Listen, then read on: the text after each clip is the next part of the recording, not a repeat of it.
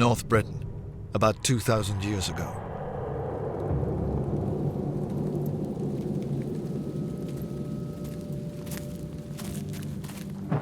The Romans ruled most of Europe, but not here.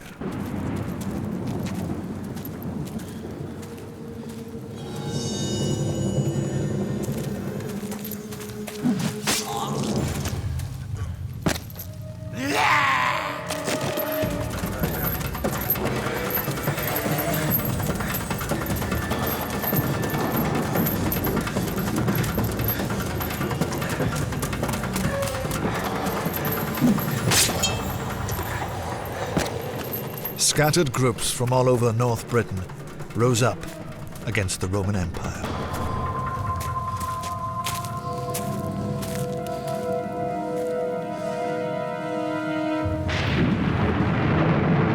The emperor they defied was Septimius Severus. He was an African. Now is the moment! To steal Rome's throne, he had waded through blood. Let's put our faith in our strength and arms and occupy Rome!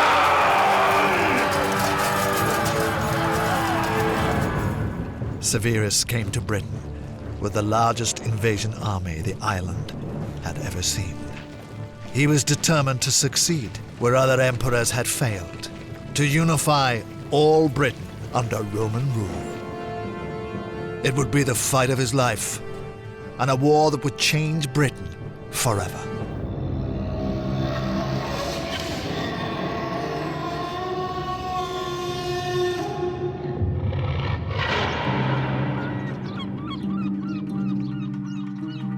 In the center of Rome are the relics from the time when this city was the capital of the world's only superpower.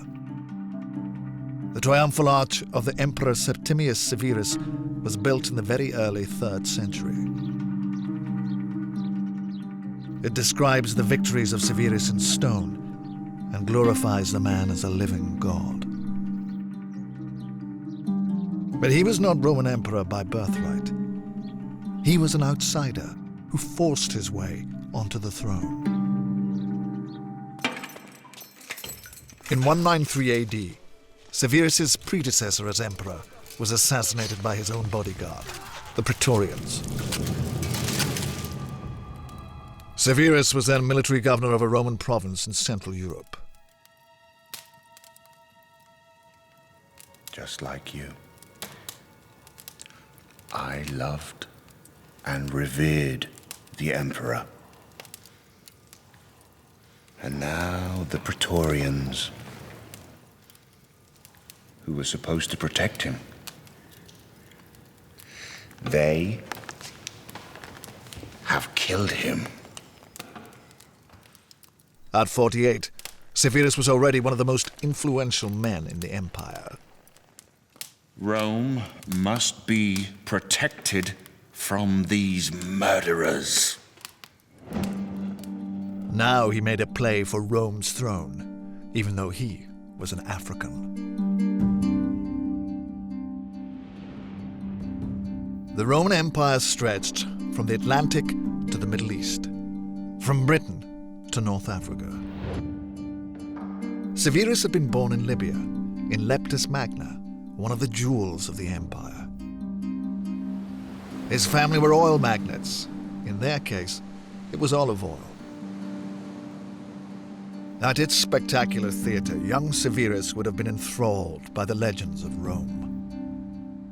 In the streets, he'd rubbed shoulders with other wealthy Africans who had also been big players in Rome.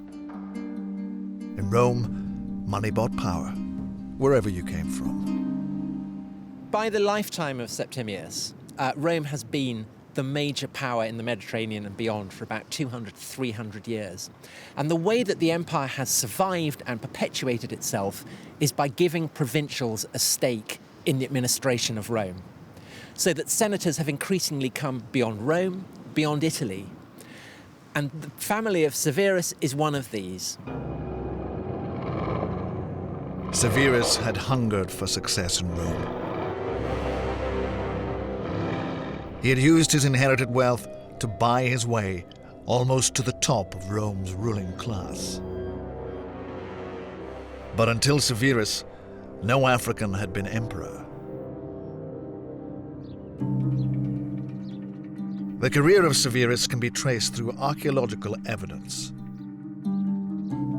It's also described in detail in surviving written sources. One Roman chronicle was based on Severus's now lost autobiography. Another was written by someone who clearly knew him well.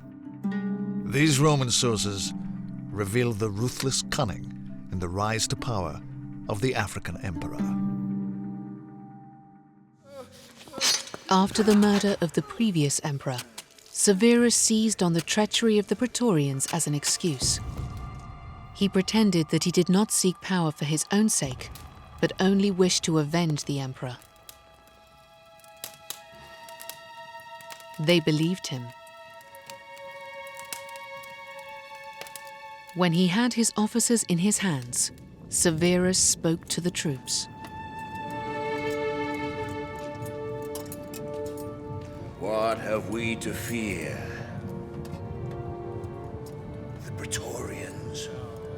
Those luxury-loving sots wouldn't face your battle cry, much less your battle line. You're used to hard living, to heat and cold. The campaign is the true test of the soldier, not easy living in Rome. So let's put our faith in our strength and arms and occupy Rome! Now Severus could at last enjoy his dream of glory. In a dream, I saw myself suckling of a wolf, like Remus and Romulus, the founders of Rome.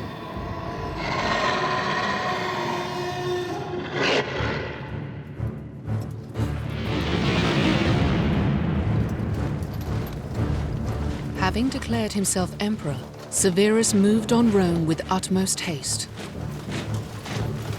Can you feel it?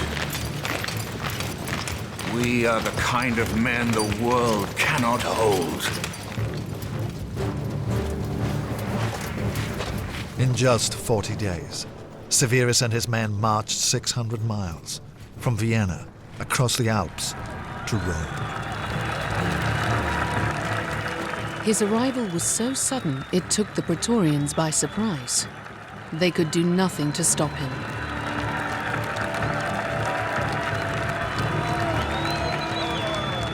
The defenseless Senate had to proclaim Severus emperor. The outsider was now the most powerful man in the world.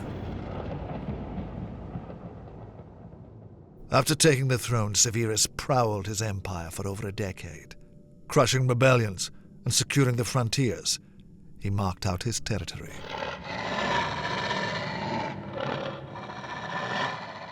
Severus is an upstart. He is a provincial. He has no real imperial pedigree. And so he is concerned to win glory for himself and thereby establish himself as a great hero in the broad tradition of Roman history. In the early 3rd century, Severus had been on the throne 15 years. At last, his empire was secure. But then a new insurgency erupted on his northern frontier.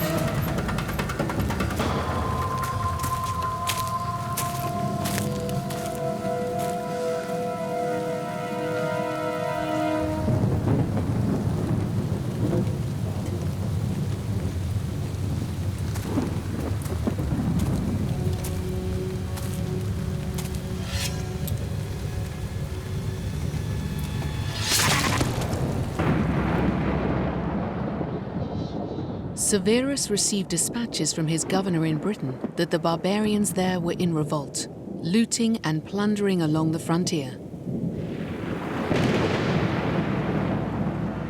The emperor's presence was requested.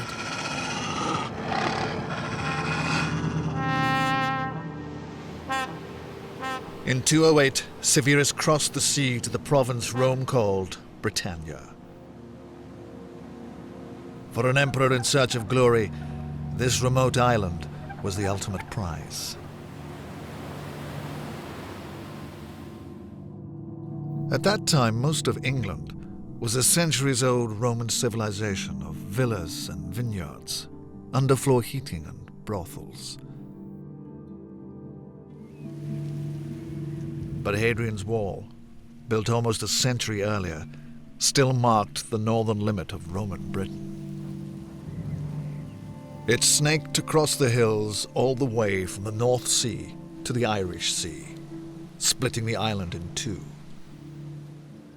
No Roman commander, not even Julius Caesar, had completely subjugated the barbarian lands to the north. Britain has always been a fabulous land full of savages to the Romans, barely believable place. That's why Caesar comes originally. And even once the province of Britannia has been founded and secured, there is a yearning to go further and to secure the entire island. Severus coming here is consciously taking on a challenge that has defeated his predecessors. Glory-loving by nature, Severus wished to add to his triumphs with victory over the barbarians of North Britain. But Severus was getting old. He'd been 48 when he took the throne. Now he was 63. The man who earlier strode into Rome could now barely stand up. His mind was already occupied with his succession. This portrait of Severus and his family is one of the very few paintings to have survived from classical antiquity. Caracalla, the eldest son of Severus, is shown as the chosen heir. Caracalla was said to be extremely fond of the luxuries of Rome.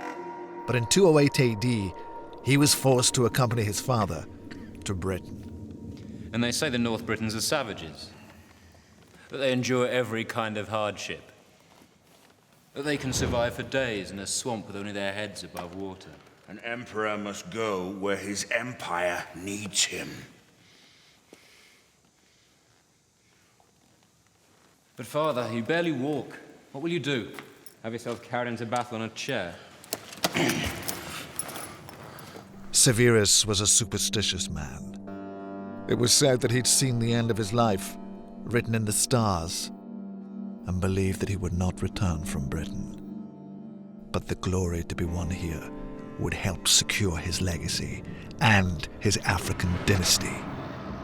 So Severus had to conquer Britain, even if it killed him.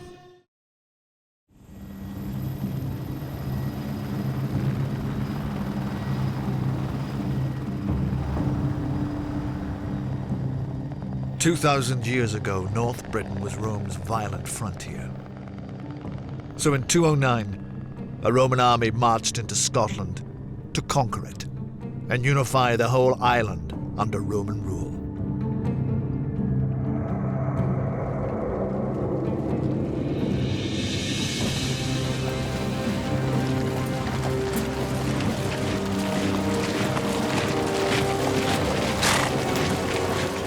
In command was Septimius Severus, an African who had become emperor of Rome. Crippled by age, Severus was carried north. Riding alongside was his son and heir, Caracalla. They say that at the extremity of the island, the summer nights are so short, there is scarcely a break between close and return of day. We'll see for ourselves soon enough.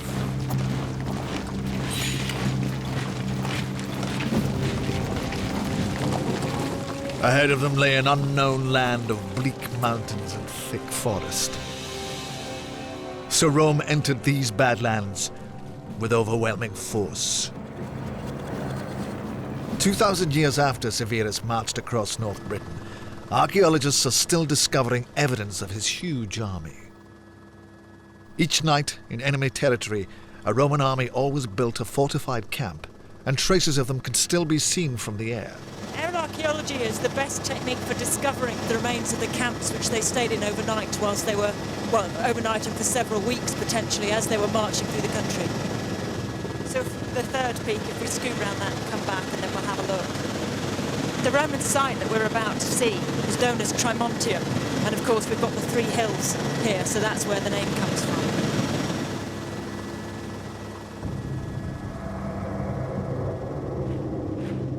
Trimontium was just over 50 miles north of Hadrian's Wall. Just 4 days' march for a Roman soldier. Can you see the lighter brown mark in that field? The field that's got the row of trees running through it? Yes, that is the camp. That is fantastic. This pale line on the ground was once a trench dug around a marching camp. It is evidence of the vast size of the Severan army. There was space for the troops, the supply train, and the imperial household. Around the outer row of tents was a 60-meter gap, then a palisade. Then a trench dug so deep that it's still visible today. The size of the Severan marching camps proves this was an immense army.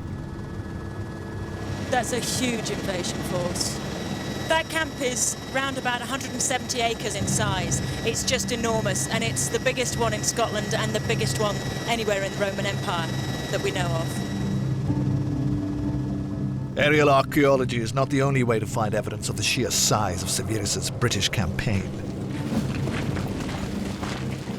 The emperor was at the head of one of the largest invasion forces the Roman Empire ever mobilized. It needed massive logistical support. Monumental remains of its military supply chain can still be found in northern Britain today.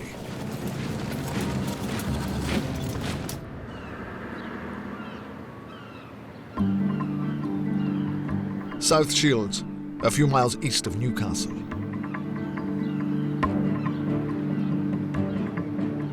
"1800 years ago, this housing estate was a strategic outpost of the Roman Empire. Here stood the supply depot of Arbea. There were 24 cavernous warehouses, all stored mostly grain, the fuel of the Roman army.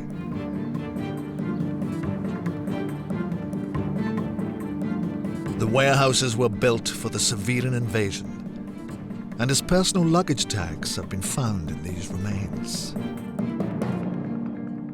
This small lead casting sealed the cargo of Severus. Here he is, with his trademark spiky beard.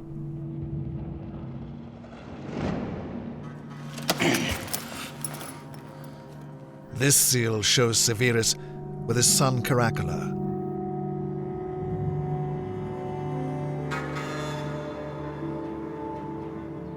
At Arbea, Severus could store 3,500 tons of grain, enough to feed an army 40,000 strong.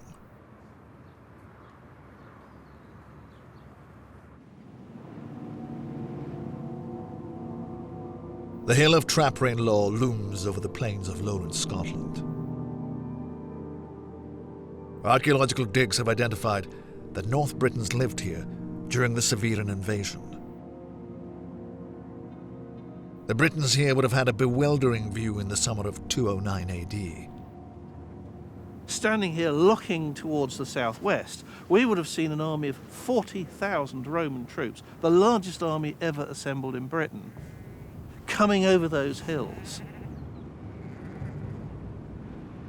What they're seeing is a mobilization of manpower on a scale they'll never have experienced or imagined before. The British had no vast army of their own to confront the Severan juggernaut head-on. But they did fight back. with guerrilla tactics. Any army is vulnerable in detail when it's patrolling around the edges, its scouts out of the front, or its wagon trains coming up behind, constantly supplying along extended road lines. If you think about the problems that armies have today against insurgencies, whether it's in jungle or mountains, you can get some idea of what the Romans were dealing with in this part of the world in the early 3rd century AD. 2,000 years ago, British guerrillas came out of nowhere and rode down upon the Severan army. The Britons attacked from chariots, pulled by small, swift horses. Isolated patrols were taken by surprise.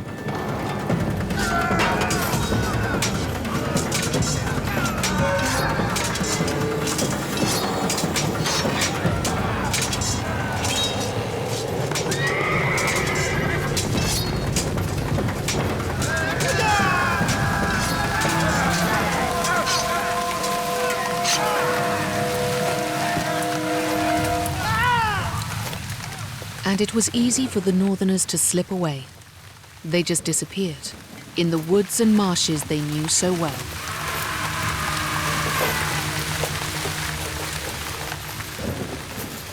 In this way, Severus lost thousands of men.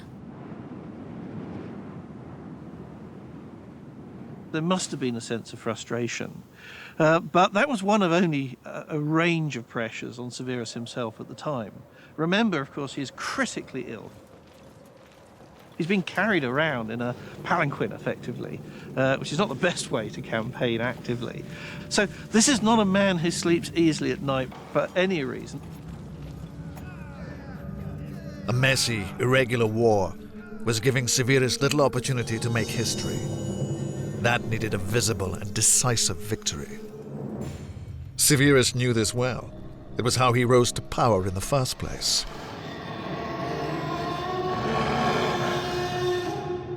"12 years before, in the earliest years of his reign, Severus faced civil war. He confronted his rival for the throne at the Battle of Lugdunum, one of the largest and bloodiest pitched battles in the history of Rome.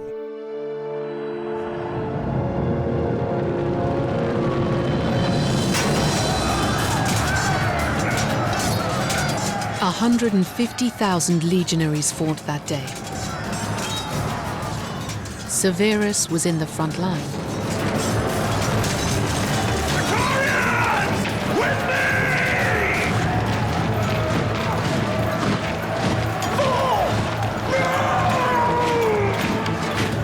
Terrible indeed was the loss of life among the army of Severus.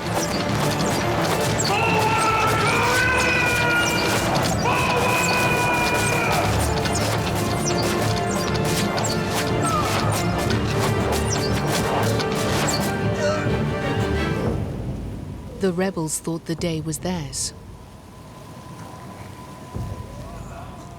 Then Severus led a powerful counterattack. Soldiers of Rome! Now is the moment!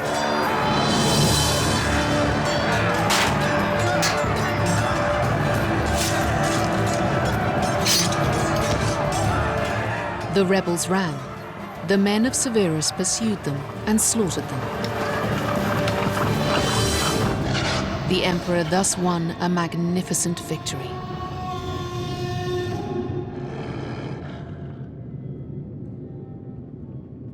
"12 years later, Severus was marching through Scotland seeking another clear-cut military victory, but his army was engaged in a grueling guerrilla war.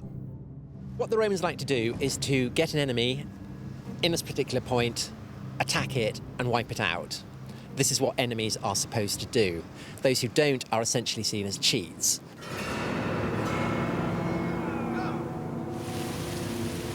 But Severus was cunning. His invasion force came from all over the empire. Within its ranks were men with fighting skills well adapted to guerrilla war.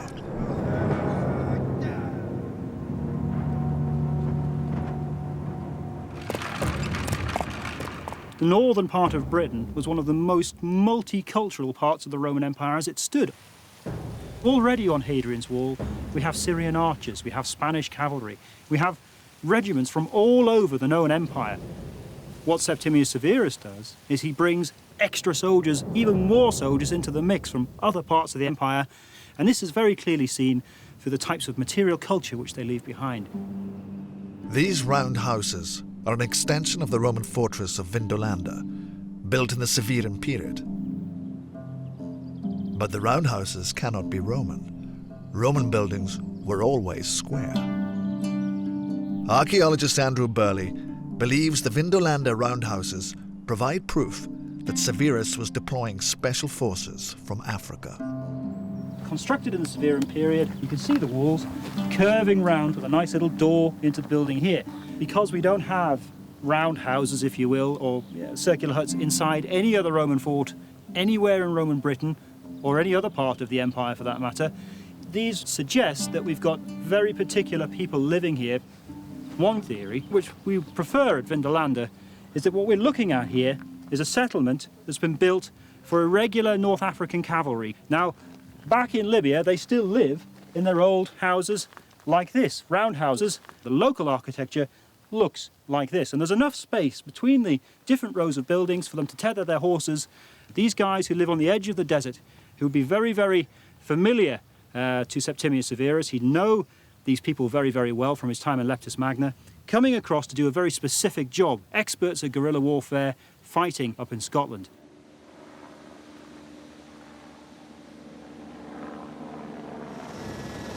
There, yes, that's a Roman fort.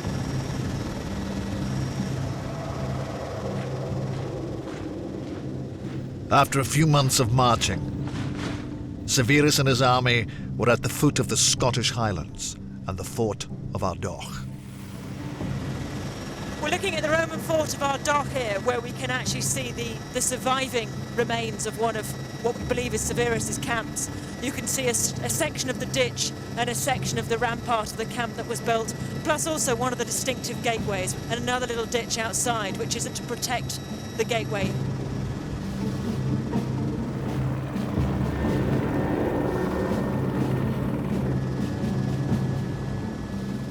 Logistical superiority and special forces were giving the Romans security.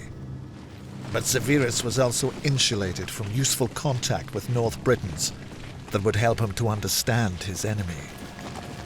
There is a long history of empires stumbling into areas they don't really understand, in politics they don't really understand. We can find parallels for that in many modern conflicts, and it's true in the ancient world as well. They come into societies that are already complex and are already interacting in various ways, and they try to interfere with that, and that interference ends up creating an enemy far worse than what they originally came to deal with.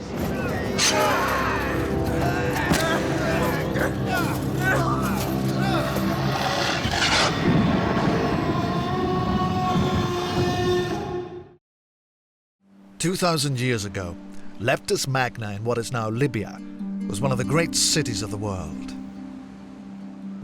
Septimius Severus, Britain's African emperor, had grown up here. But in late 209 AD, Severus was very far away from this Mediterranean good life. He was at the head of an army 40,000 strong, approaching the Scottish Highlands. In this windswept backwater, there were no cities, not even a paved street. The North Britons were scattered across their land in small, independent communities.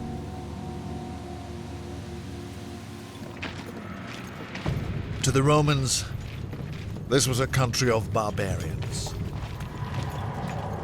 In North Britain, the sky is obscured by perpetual rain. The cold is severe, but the barbarians there are strangers to clothing. They are extremely savage and fond of plunder.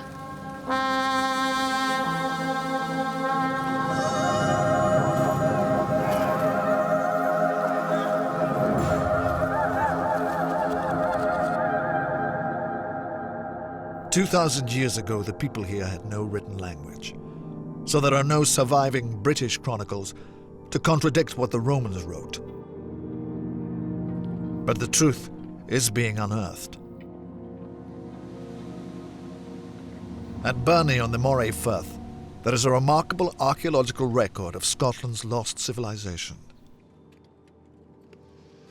This is no isolated backwater. These are no barbarians, except in Roman eyes. We've got evidence of some 20 or so houses here. The dark spread you're looking at, set into the sand, the natural sand, is the curve of a roundhouse. You can see the line of the wall coming around, defined by these black spreads. The walls here are made of turf. The roof is also clearly made of turf. So you've got to imagine these massive green mounds or green cones, which you'd see on this kind of scale for a considerable distance. But North British settlements were not acknowledged by the Romans marching through here. The Britons' tuft homes were not even recognized as houses. The British have no houses nor walls, and they eat only wild game and certain fruits. The forests are their cities. And as Severus marched through North Britain, he fought no battle. Not even did he see his enemy in battle array.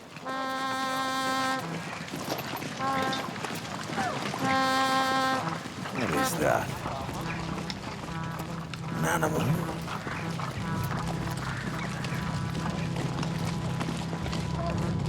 This is a carnix, a 2,000-year-old Scottish trumpet. The remains of one were found in a peat bog. When I stand next to it, it's happening now, this very moment. I'm shivering at the thought of actually touching what somebody did 2,000 years ago.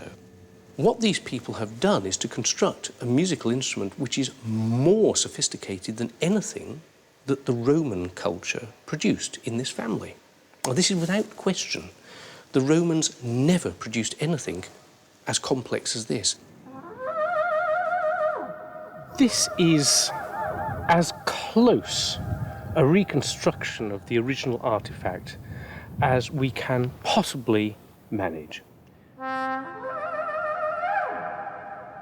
Here now you can see a tongue actually inside the throat, and in here a soft palate which is ridged. And it's ridged because the roof of the mouth of any ruminant animal is also ridged. In fact, our mouths are ridged. We have that vestigial characteristic still there. And in here, there's a brain pan. A trumpet or a trombone is a megaphone. It does that. It projects sound forward. But your head, my head, an animal head, is a resonating chamber, and the sound comes out all around. This is a very powerful instrument. You can play it very, very, very loud. But not all the sound shoots forward. It goes forward, backward, down, up, all around. Now, no other wind instrument does that.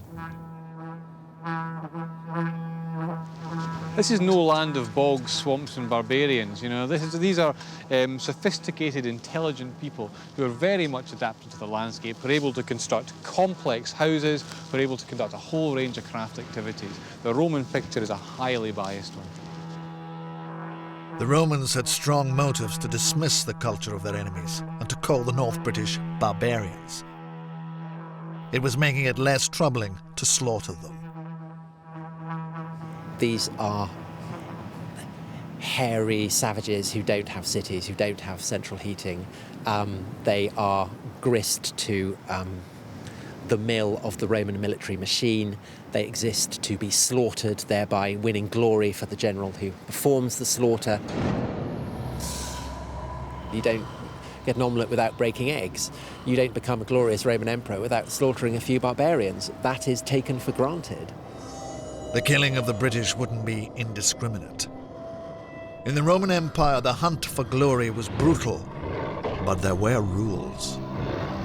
Severus won the throne playing by the rules over a decade before. At the very start of his reign, Severus's grip on power had been weak. An aristocrat called Albinus claimed he was fitter to rule than the African outsider. At first, Severus pretended to be friendly.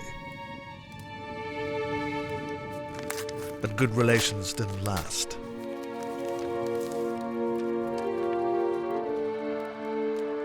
This triggered the civil war that Severus settled at the Great Battle of Lugdunum.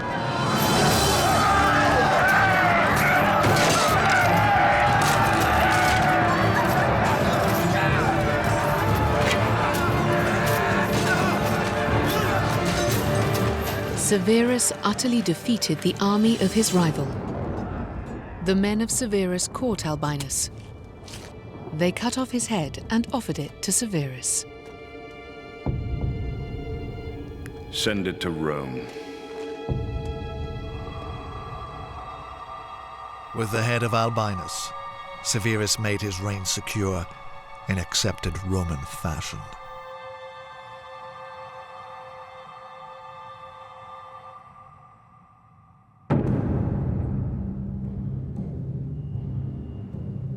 "12 years later, the African emperor was in Scotland, hunting for an army to do battle with, and most of all, a king to kill.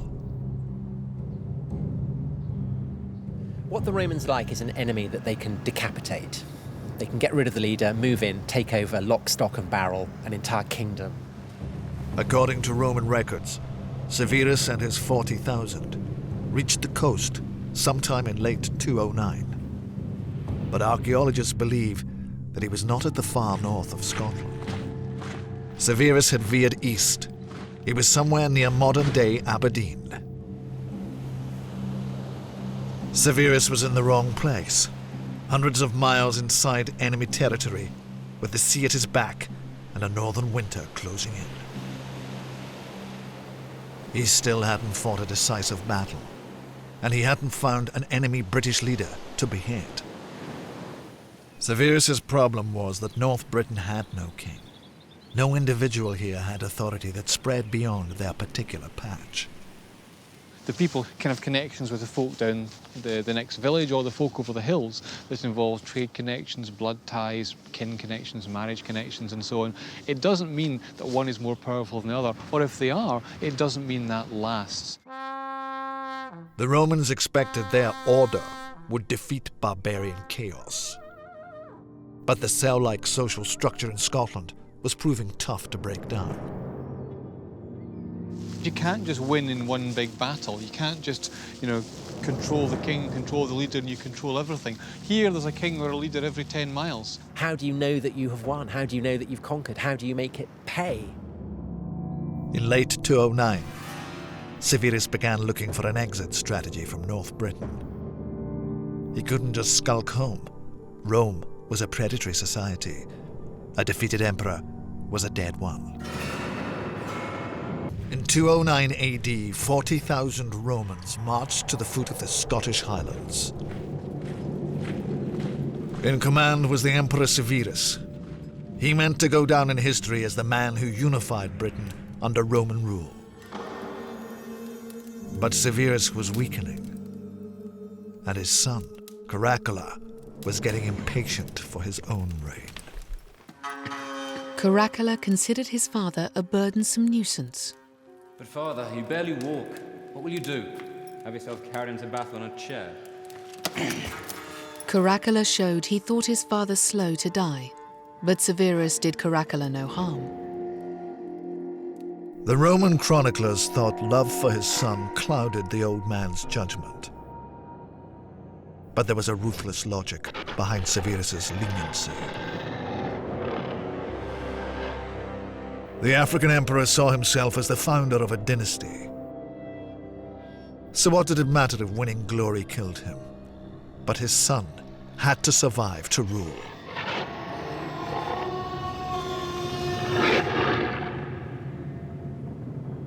By late 209, after many months in Scotland, Severus had fought no great battle, nor even hit upon a king.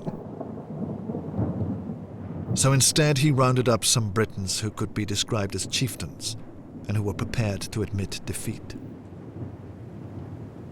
But as Severus was riding to the ceremony to mark the surrender of North Britain, terrible treachery was unfolding. Severus, though in pain, rode forward to meet the Britons, accompanied by his son Caracalla. While all were proceeding in silence, Caracalla drew his sword. Severus did not utter a word, but fear of his father kept the youth from going through with the murder. And Severus went to the meeting and finished what he had to do.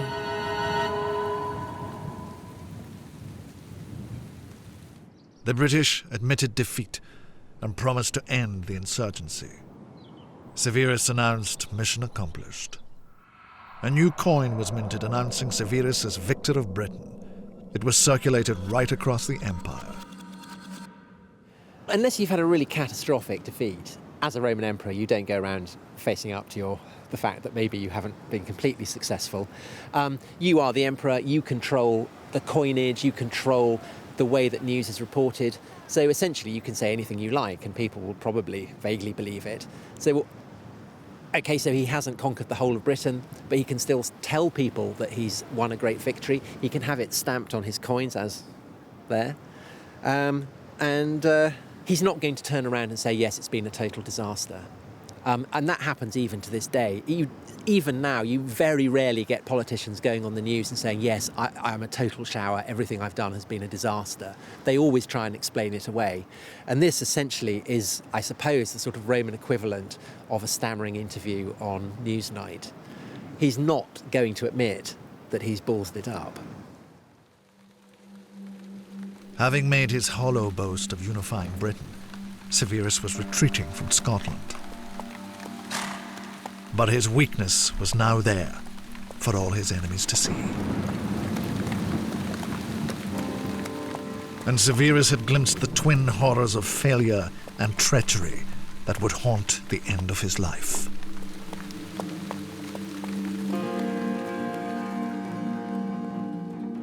York was the largest city in Roman-occupied northern England. This was where Severus came to lick his wounds after his return from Scotland. Where the medieval minster now stands was Severus's imperial headquarters. The remains of painted Roman walls can still be seen in the minster's crypt. This was where Severus came to die.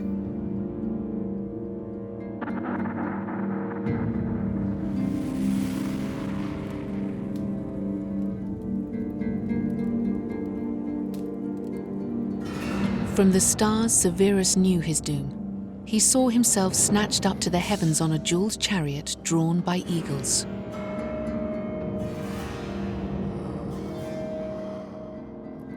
But as Severus was composing himself for his majestic final journey, his fragile British victory was unraveling.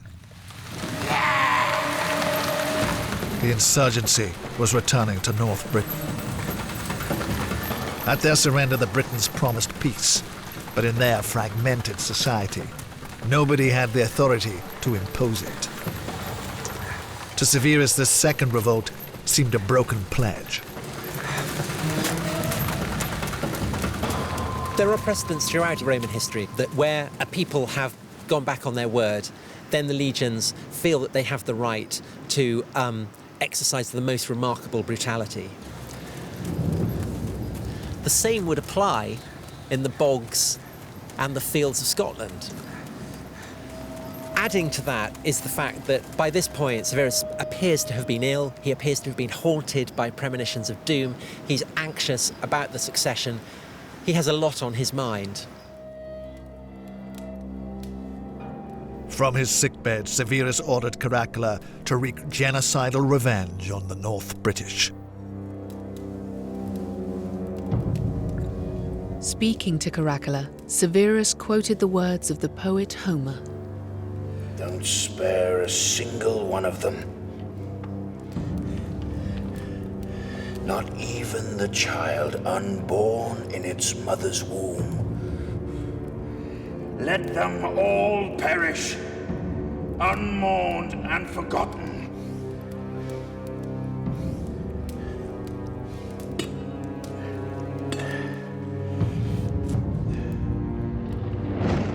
But Severus was too ill to enforce this murderous oppression. And Caracalla was more concerned with preparations for his own reign than with attacking the Britons. He never carried out his father's orders.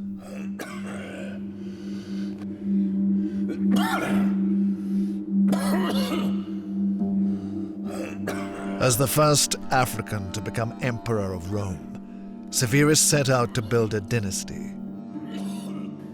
And he came to Britain to unify the island. But as his life was drawing to a close, Severus could see that both these dreams of glory would die with him.